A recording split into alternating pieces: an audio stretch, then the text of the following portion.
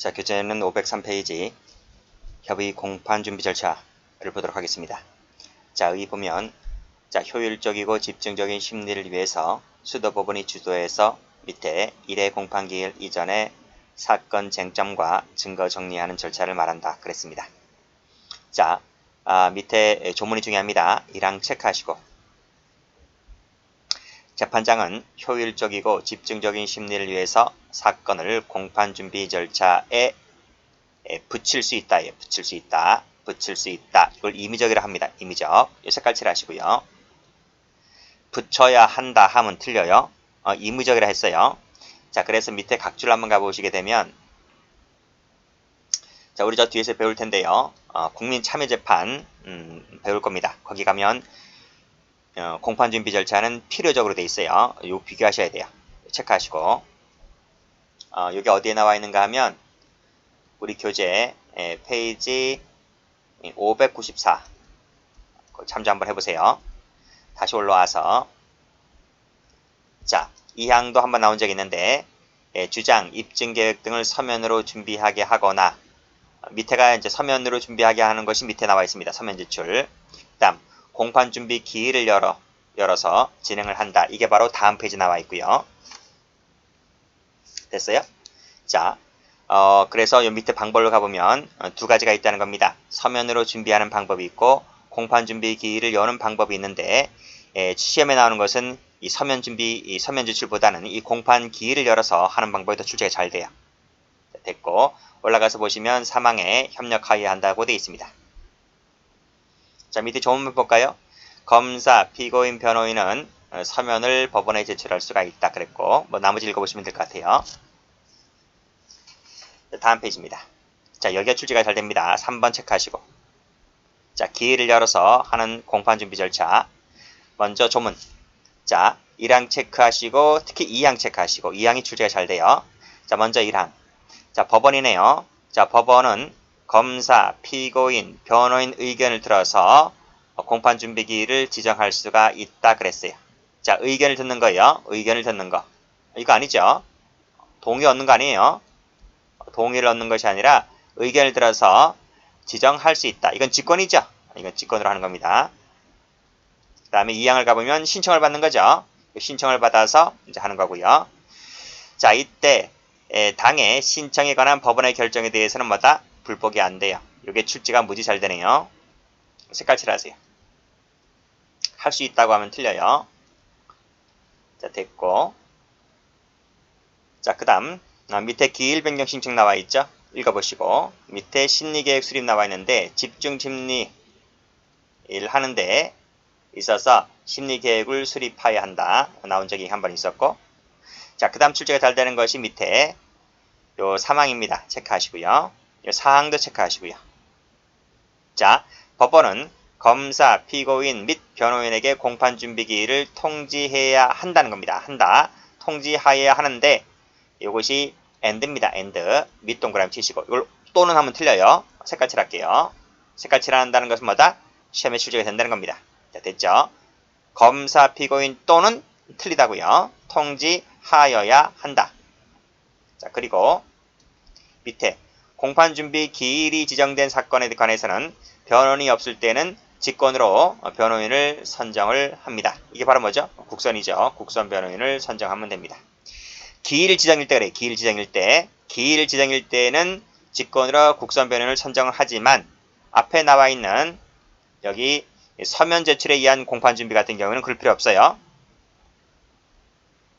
그래서 제가 지금 방금 말씀드린 이 부분도 출제가 된 적이 있었고 자, 그 다음 출석 가볼게요.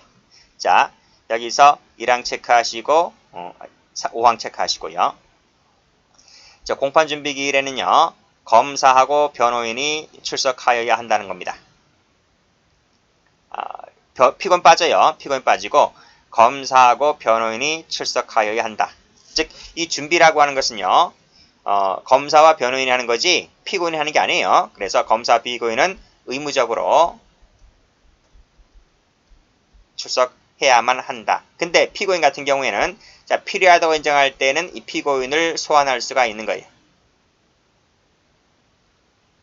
필요하다면, 그러니까 피고인은 의무적이 되는 거죠. 검사 변호인은 의무적이 되지만 피고인은 필요하다고 인정될 때 부를 수 있는 거니까, 그쵸?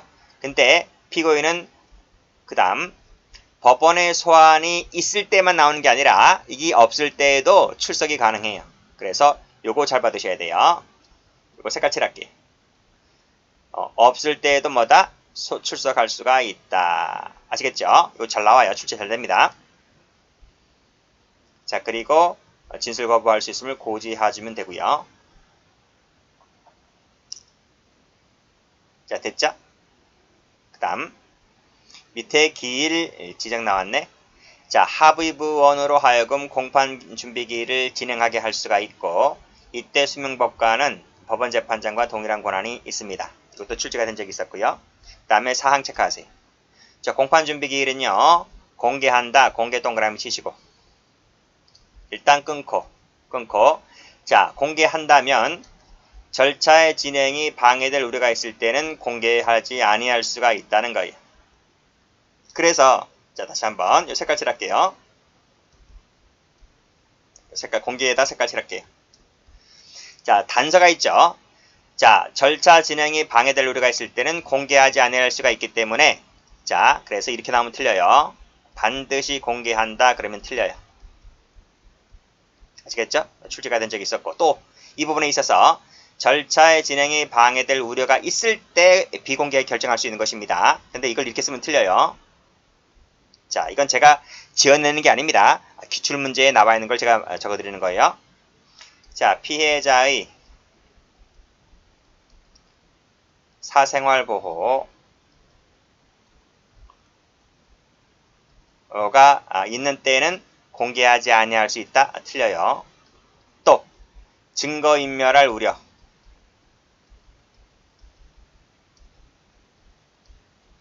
이렇게 써도 틀려요.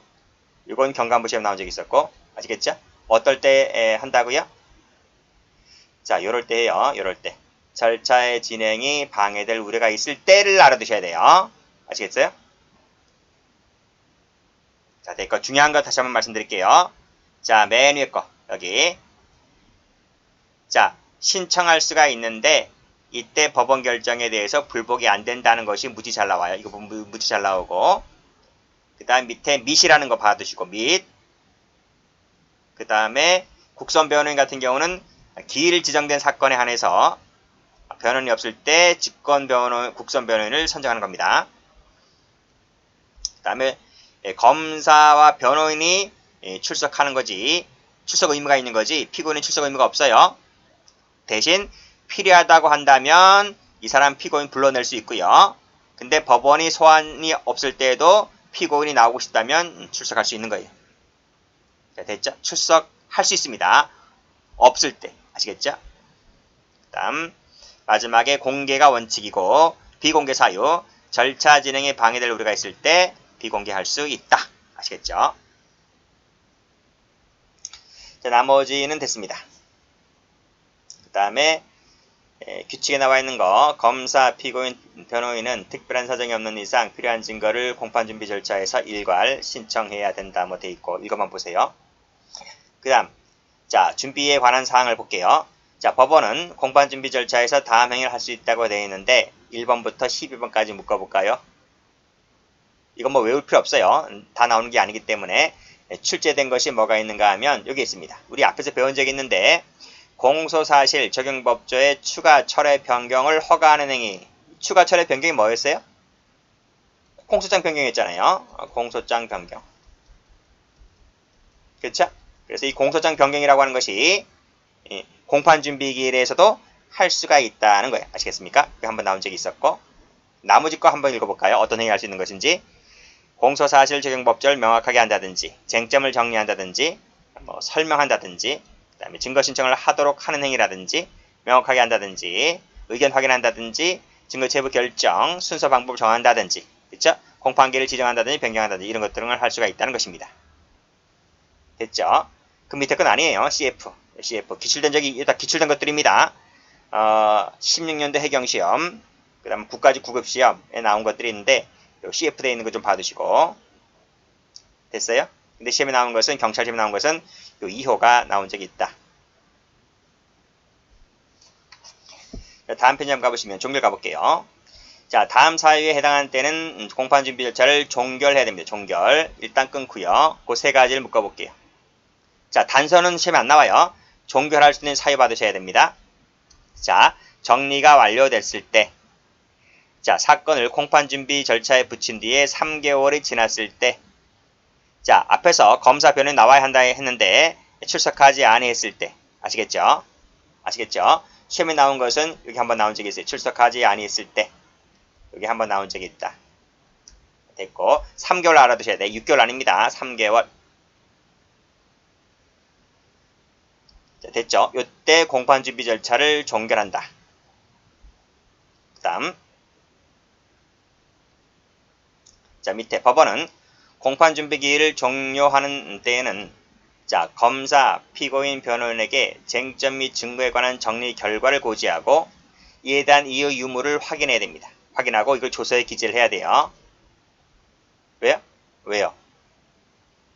나중에 딴소리 할까봐, 그렇죠? 딴소리 할까봐 이걸 다 확인하고 조서를 기재를 해야만 한다. 아시겠죠? 자, 그 다음 종결 효과 볼게요. 자, 요 실권 요거 나와 있는데, 자, 공판 준비 기일에서 신청하지 못한 증거는 공판 기일에 증거 신청을 할 수가 없어요. 그걸 권리를 실효시킨다. 이런 말입니다. 즉, 숨기지 말아라. 숨기지 말아라. 너가 갖고 있는 증거는 다 갖고 와라. 다 갖고 와라. 숨겼다가 공판 기일에 증거 제출한다고? 안 받아줘요. 안 받아줘요. 아시겠어요? 그러니까 공판 준비 기일을 할 때, 검사 변호인 나올 때 싹 갖고 나와라. 싹 갖고 나와라. 아시겠죠? 그래야지 공판 준비 절차가 실효성이 있는 거지. 준비 기껏해서 돈 들여가지고 공판 준비 절차를 마련해 놨는데 숨길 건 꼭꼭 숨기고 공판 기일에 갔다가 하게 되면 공판 준비 절차를 열 이유가 없잖아요. 그렇죠? 그렇기 때문에 신청하지 못한 것은 공판 기일에 증거 신청할 수 있는 권리를 박탈시켜 버립니다. 아시겠습니까? 그걸 실권효라 그래요. 근데 여기에 예외가 있습니다. 예외. 자, 공판 준비 기일에서 신청하지 못한 증거는 다음 각호에 해당하는 사유가 있을 때 안에서는 공판 기일에 신청할 수가 있는데 그 이유가 요 두 가지야. 두 가지.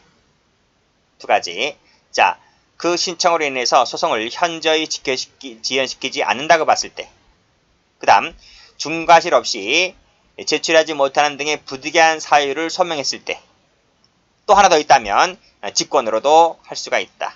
1, 2 사유가 아니라 할지라도 직권으로라도 법원이 직권으로라도 증거조사가 가능하다는 게 총 몇 가지지? 세 가지죠. 세 가지. 이 세 가지 같은 경우는 이 실권효의 예외입니다. 아시겠죠? 자, 여기서 직권에다가 또 색깔 칠할게요.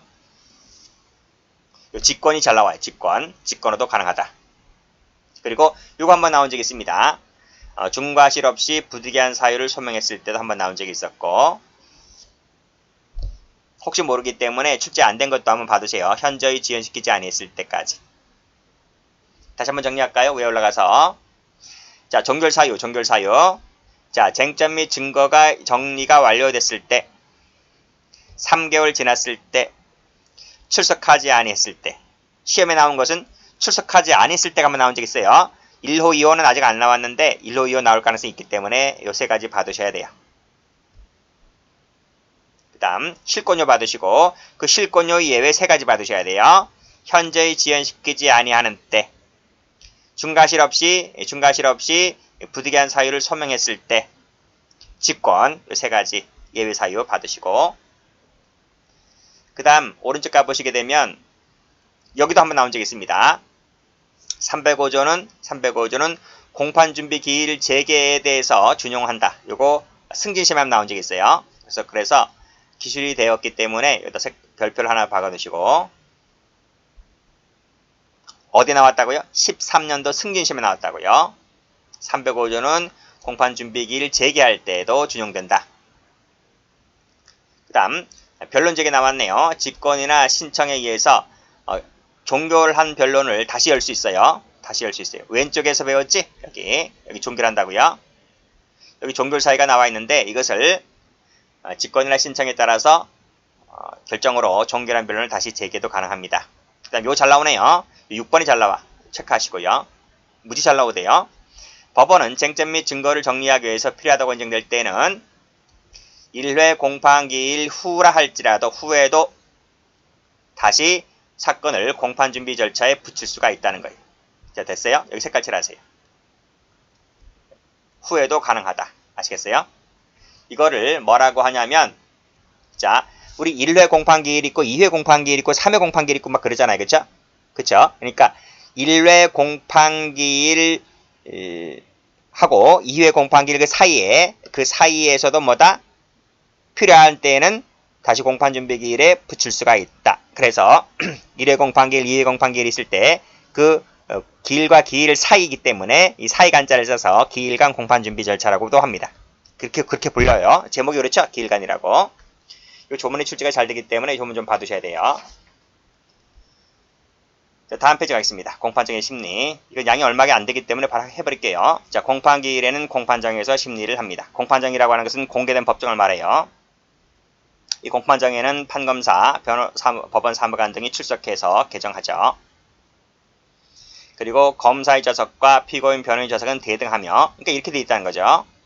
이렇게 법정에 가보면 가운데 판사가 이렇게 앉아있잖아요. 그쵸? 하부위법 사건 같은 경우에는 재판장이 가운데 앉아있고요. 그쵸? 이거를 법대라 불러요. 법대. 그리고 여기에 누가 앉아있어요? 검사가 앉아있잖아요. 왼쪽에. 맞은편에 누가 앉아있어요? 여기 피고인이 앉아있고 그 옆에 변호인이 앉아있고, 그래서 요 검사하고 피고인 변호인은 요 마주보고 앉아있잖아요. 그쵸? 마주보고 이렇게 앉아있다. 그래서 검사의 좌석과 피고인 변호인 좌석은 대등하며 법대 좌우측에, 그쵸? 법대 좌우측에 마주보고 위치하고 증인 좌석은 법대 정면에 위치한다. 그러니까 증인은 여기죠. 이 법대 맞은편이죠. 그쵸? 여기에 증인이 위치합니다. 일단 끊고 단서됐고요. 공판장에서는 피고인 신체를 구속이 안 돼요. 이게 원칙이에요. 일단 끊고 예외가 있고요. 자, 검사 출석입니다. 검사 출석은 공판정 개정 요건이죠. 개정 요건. 자, 조문에 나와 있잖아요. 그쵸? 공판정에는 판사, 검사, 사무관 등이 출석하여 개정할 수 있다가 아니라 한다. 그 다음, 만약에 검사 출석 없이 개정했을 때는 항소 이후 상고 이유가 됩니다. 자, 예외 나왔죠? 이 조문 잘 나와요. 체크하시고. 자, 검사가 공판기일 통지를 2번 이상 받고서도 출석하지 아니했을 때, 자, 빨간색으로 2번 이상입니다. 동그라미 치시고. 숫자 받으셔야 돼요. 또 판결만 선고를 할 때, 판결만 선고 때릴 때, 그때는 검사가 출석하지 않고서도 얼마든지 개정이 가능해요. 색깔 칠할까요? 색깔 칠합니다. 2번 이상. 그 다음에 판결만 때릴 때. 출석은 요건이 아니다. 아시겠죠? 자, 밑에 검사가 공판기일 통지를 받고 2번이나 출석하지 아니해서 검사 출석 없이 개정했다 할지라도 위법이 아니죠. 법조문 그대로 나와 있죠? 다시 여기 각주 안 받네. 각주.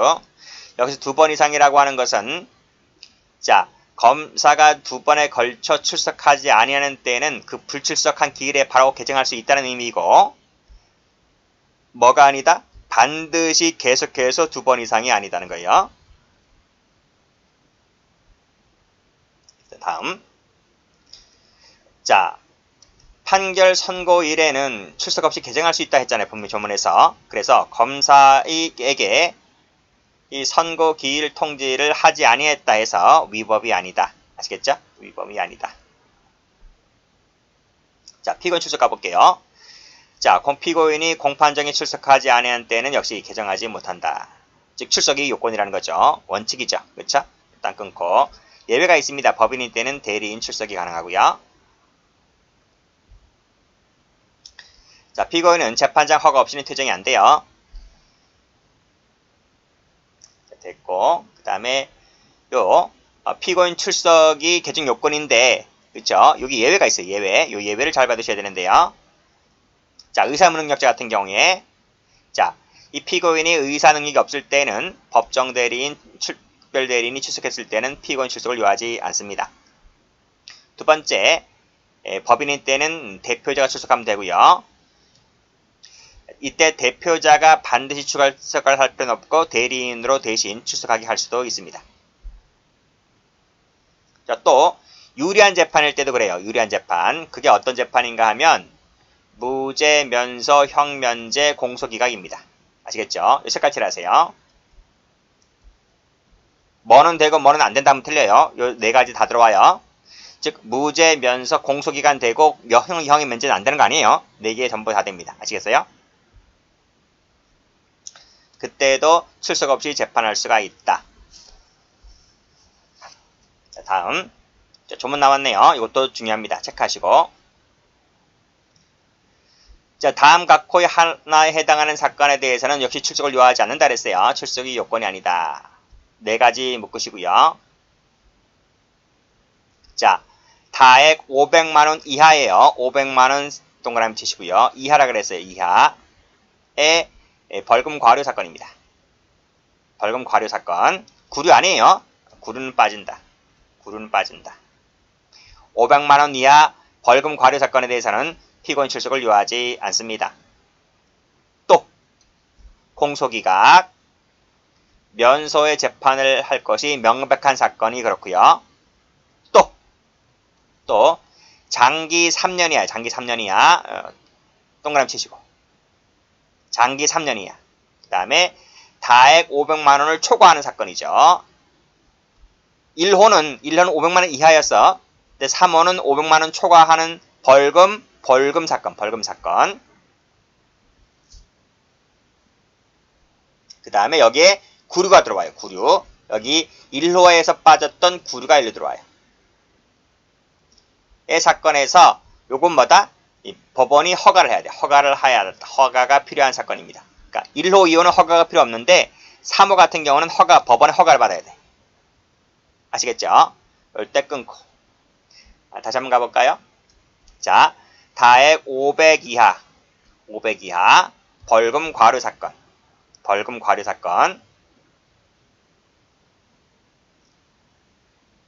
그 다음 3호 같은 경우에는 다액 500을 초과하는 벌금 사건.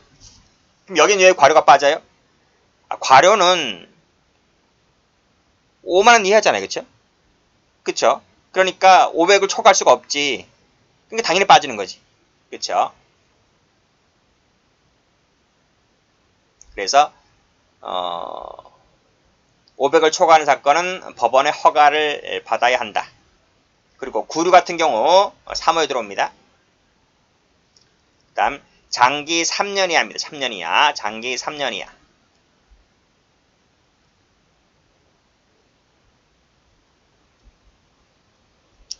자, 4호를 가보시면 약식명령 사건 나왔네요. 정식재판 청구, 하여 판결을 선고하는 사건. 이때도 출석을 요하지 않습니다.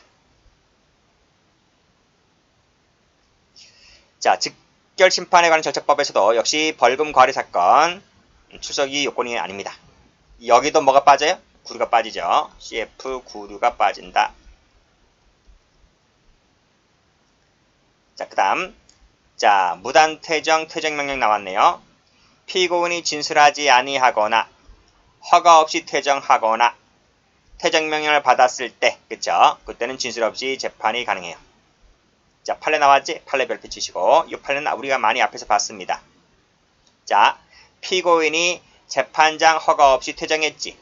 변호인 이놈마저도 퇴정해버렸지. 그랬을 때는 방어권 남용 포기라고 볼 수밖에 없기 때문에 재정이 없이도 판결이 가능합니다. 실제 많이 됐던 것이고 우리 앞에서 많이 봤어요. 그 다음 일시퇴정 가볼게요. 자, 증인 감정인이 피고인 또는 재정인의 면전에서 충분히 진술할 수 없다라고 인정할 때는 그를 퇴정하게 하고 일시퇴정하게 하는 거죠. 진술하게 할 수가 있다 그랬어요. 또 피고인이 다른 피고인 면전에서 충분히 진술할 수 없을 때도 역시 마찬가지로 그 사람을 퇴정하게 하고 진술하게 할 수가 있다는 거예요. 그리고 자, 퇴정하게 했을 때 끝났잖아요. 진술이 끝났잖아요. 그랬을 때 다시 이 사람을 들어 입증하게 한 다음에 앞에 있었던 그 얘기들 있잖아요. 그렇죠? 요지를 고지해주면 됩니다. 다음 자, 1항 체크해보고요. 피고인이 출석하지 아니하면 개정하지 못할 때 자, 구속된 피고인이 정당한 사유 없이 출석을 거부하고 교도관에 의한 인치가 불가능 현재 곤란하다고 인정할 때에도 혹시 출석 없이 공판 절차를 진행할 수가 있습니다. 이게 and예요. and 플러스 5화가 아니에요. 즉 구속된 피고인이 정당한 사유 없이 출석을 거부하고 and 교도관의 인치가 불가능해요. 끌어내도 안 나간대요. 안 나간다는 거야. 뭐 난동 부린다든지 막 그러면 뭐 어쩔 수 없잖아, 그렇지? 그러면 출석 없이도 공판 절차를 진행할 수가 있어요. 자, 밑에 판례 읽어보시고요. 교도관에 의한 인치가 불가능, 현저히 곤란한지 여부에 대한 조사도 하지 아니한 채 곧바로 출석 없이 진행했다는 것은 위반이다 그랬네요. 자, 소조불명 나와있죠. 소촉법에 나와있는 것인데 6개월 동그라미 치시고 6개월이 지나도록 확인할 수 없다라고 했을 때, 그쵸? 소재지를 확인할 수 없다고 보았을 때 역시 진술 없이 재판할 수가 있습니다. 근데 예외가 있네요. 예외. 사형이라든지 무기, 장기 10년이 넘는 초과하는 징역 금고에 대해서는 그렇지 못하네요. 밑에도 6개월이고요. 그리고 밑에 소환을 2번 이상 바꿔서도 출석하지 아니했을 때 진술 없이 재판할 수가 있고, 그 다음 요것이 관련된 판례가 밑에 나와있죠. 2회 이상 불출석이 요건이다 그랬네요. 다음, 자, 외권 됐고 밑에 항소심 특징 나왔습니다. 자, 항소심에서 공판기일에 출석하지 아니하는 때에는 다시 기일을 잡습니다. 잡아요. 근데 또 잡았음에도 불구하고 또다시 정당한 사유 없이 또다시 출석하지 아니했을 때는 그때 비로소 진술 없이 판결을 할 수가 있죠. 그러니까 1심에서는요 무조건 나와야 돼요. 자, 앞에 한번 가보시면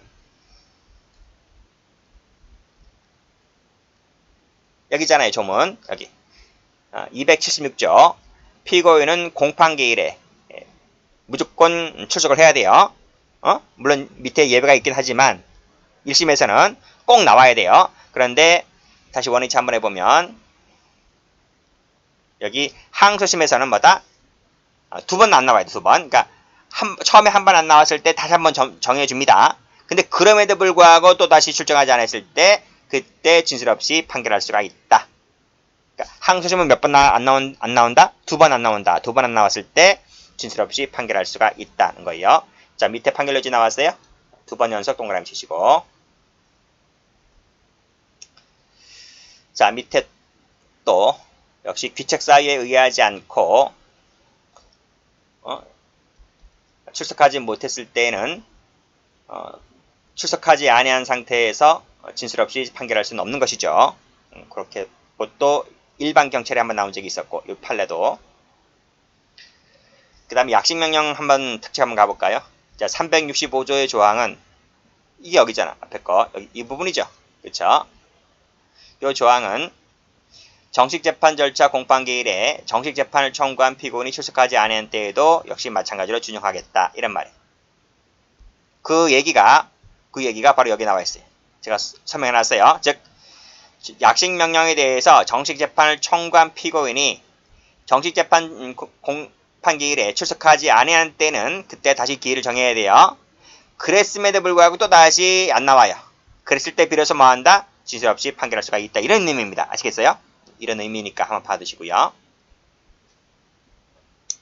다음, 자, 상고심 같은 경우에는 법률심이기 때문에 피고인 소환이 필요하지 않다. 기출된 적이 있었고, 그 다음 피치료 감호 청구인이 심신상실 등의 사유로 출석이 불가능할 때에도 역시 출석 없이 개정할 수가 있습니다. 치료감호법에 따랐을 때 그렇고. 자, 그 밑에 변호인 나왔네요. 자, 변호인 출석은 공판 개정 요건이 아닙니다. 자, 예외가 있어요. 그게 뭐냐면 필요적 변호 사건, 국선 변호인 사건 같은 경우에는 예외입니다. 예외. 그런 취지로 받으시면 돼요. 그래서 이 국선 변호인 사건 같은 경우에는 변호인 없이 개정하지 못한다 그랬고, 그쵸? 판결만 선고할 때는 역시 예외로 합니다. 또 국선 변호인 사건에 변호인이 출석하지 못했을 때 직권으로 변호인을 선정해야 된다. 이 변호인이 바로 누구예요? 국선 변호인이죠. 국선 변호인. 자, 됐네요. 자, 그 다음 것은 거의 시험에 나오지 않습니다. 소송지휘권이 있고 법정경찰권이 있는데 읽어보시면 돼요. 그냥 조문만 읽어볼게요. 공판기일 소송지휘는 재판장이 한다고 돼 있고 뭐 내용이 나와 있는데 시험 안 나옵니다. 그리고 밑에 재판장은 소송 관계인의 진술 진문이 중복된 사항이라든지 소송에 관계없는 사항일 때에는 그 해치지 않는 한도 내에서 이를 제한할 수가 있고, 자, 그런 내용의 판례입니다. 자, 소송관계를 명료하게 하기 위해서 검사, 피고인 등에게 성명을 구한다든지 입증을 촉구할 수가 있고요. 밑에 성명을 구한다는 의미가 무슨 뜻인지 나와 있습니다. 관계를 명확하게 하고 보충 정정할 수 있는 기회를 부여하는 것을 말합니다. 자, 소송지휘권 읽어보시고 다음 페이지 넘어가고요. 자, 법정경찰관 나왔네요. 법정질서의 유지 역시 재판장이 합니다. 뭐 예방조치, 배제조치, 제재조치 읽어보시고요. 자, 제재조치에서 감치 나와 있죠? 그쵸? 위반 행위를 했거나 폭언소란 등 심리를 방해했거나 훼손한 사람에 대해서는 결정으로서 20일 이내에 감치에 처한다든지 100만 원 이하의 과태료 때릴 수 있습니다. 역시 병과할 수 있고요. 나머지 됐네요. 자, 법정경찰관은 모든 자에게 미쳐요. 그래서 옆에 있는 배석 판사에게도 미쳐요. 아시겠죠? 뭐 그런 내용입니다. 자, 여기까지 합니다.